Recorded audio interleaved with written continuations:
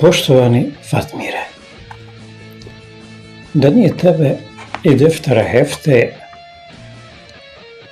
mnogi lopovluci u našoj domovini, a posebno oni iza kojih stoji Islamska zajednica, SDA, porodica Izetbegović i njihovi botovi, ostali bi skriveni od poštenih ljudi i vjernika, onih koji od svojih gladnih usta odvajaju za one plemenite ciljeve, za vakufe, kurbane, za pomoć za sahrane siromašnih i sl. Ti si svojim pisanjem otvorio si Pandorinu kutiju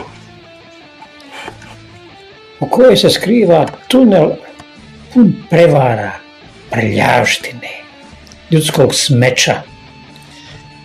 Razotkrio si njihove marifetluke. Znamo da se tome izloži opasnosti svoj život, život svoje porodice,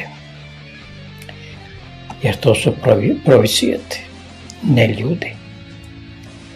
Oni na istinu mogu odgovoriti samo silom, jer drugih argumenta nemaju. Zato bih te zamolio da se dobro čuvaš, da se paziš. Trebaš nam i ti i Defter Hefte, koji već odavno nije tvoj, nego naš. Sad, da ti ovako skromno i jednostavno kažem, čestitam ti ovo 500. izdanje. Taj je ogroman, ponekad sizifon posao.